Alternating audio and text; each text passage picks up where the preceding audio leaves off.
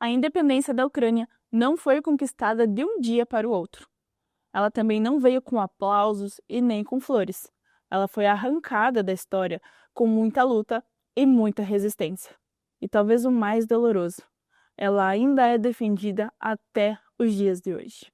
Para entender por que a Ucrânia resiste com tanta força e por que a palavra liberdade está presente no coração de todos os ucranianos, nós precisamos voltar um pouquinho no tempo. Porque a história da Ucrânia é, acima de tudo, a história de um povo que nunca desistiu de existir.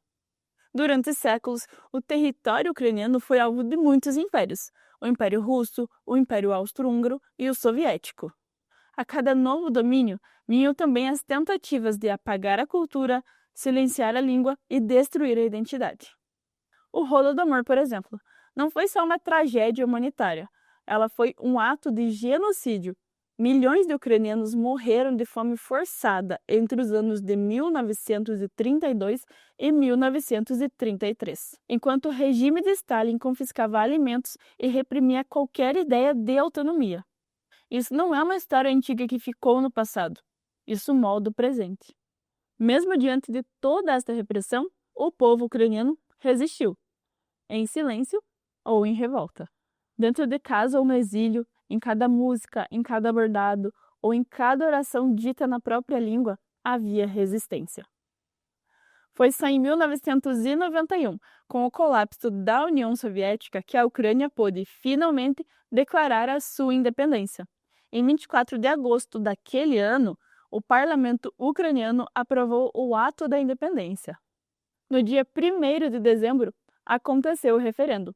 Mais de 90% da população votou a favor da independência, e isso inclui todas as regiões, do oeste ao leste, da capital à Crimeia, e até regiões como Donetsk e Luhansk disseram sim à liberdade. O povo falou em voz alta, mas a Rússia nunca aceitou essa resposta.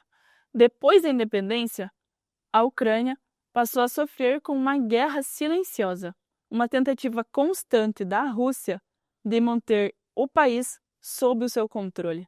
Primeiro com pressão política, depois com governos aliados, chantagem energética e desinformação.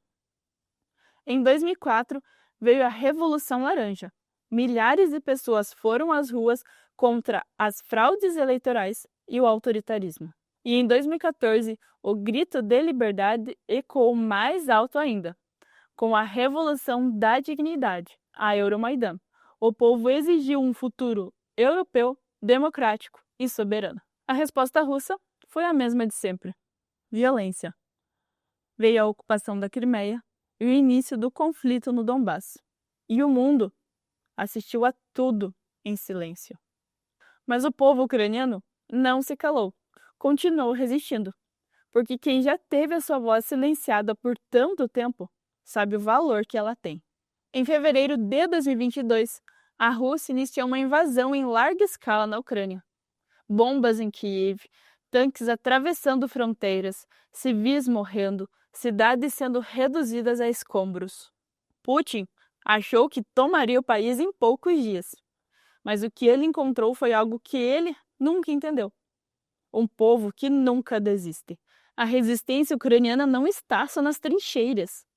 Ela está nas mães que protegem seus filhos, nas escolas que continuam funcionando em abrigos, nas igrejas que acolhem refugiados, nas músicas que continuam sendo cantadas, mesmo sob ataque. E está também em quem denuncia, quem escolhe não se calar e quem escolhe ficar ao lado da verdade. Está nas diásporas ucranianas espalhadas pelo mundo. Por exemplo, aqui no Brasil, onde os descendentes de ucranianos mantêm viva a cultura, a memória e a identidade do seu povo. Eles resistem quando organizam manifestações nas ruas, quando levantam cartazes pedindo paz e justiça, quando erguerem a bandeira azul e amarela, mesmo a milhares de quilômetros de distância da guerra.